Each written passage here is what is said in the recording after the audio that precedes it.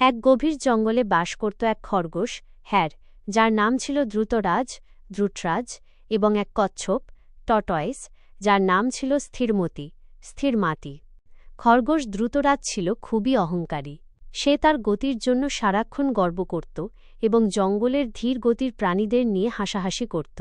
বিশেষ করে কচ্ছপ স্থিরমতিকে দেখলেই সে ব্যঙ্গ করত। একদিন দ্রুতরাজ স্থিরমতিকে বলল, আহারে, তোমরা এত আস্তে চলো কেন? তোমাদের 1 মিনিট হাঁটতে যা সময় লাগে, আমি ততক্ষণে পুরো জঙ্গল ঘুরে আসি। তুমি তো ধীরগতির প্রতীক। স্থিরমতি ছিল শান্ত ও আত্মবিশ্বাসী। সে খরগোশের অহংকার ভাঙতে চাইল। সে বলল, দ্রুতরাজ ভাই, তুমি যদি এতই নিশ্চিত যে তুমি দ্রুত, তবে চলো আমরা একটা দৌড় প্রতিযোগিতা করি, দেখি কে জেতে। খরগোশ হাসতে হাসতে গড়িয়ে পড়ল। তুমি আমার সাথে প্রতিযোগিতা? এটা তো শতাব্দীর সেরা রসিকতা।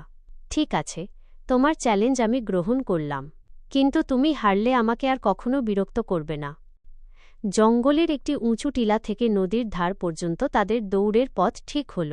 প্রতিযোগিতার দিন সব পশু পাখি ভিড় করল। বাঁশির আওয়াজ হতেই দ্রুতরাজ বিদ্যুতের গতিতে দৌড়াতে শুরু করল। দেখতে দেখতে সে অনেকটা এগিয়ে গেল।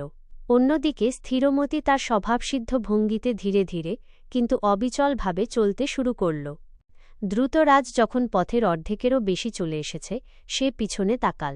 কচ্ছপকে দূরবীন দিয়েও দেখা যাচ্ছে না। খরগোশ ভাবল, এই কচ্ছপকে হারাতে আমার কোনো চিন্তা নেই। সে এখন কত দূরে আছে আর আমি কত এগিয়ে।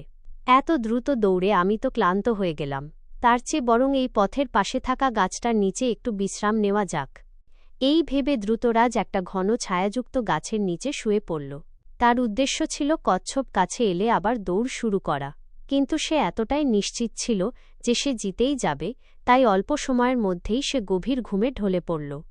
এদিকে স্থিরমতি একটানা একই গতিতে হেঁটে চলেছে। সে একবারও থামেনি, কখনো পিছন ফিরে তাকায়নি।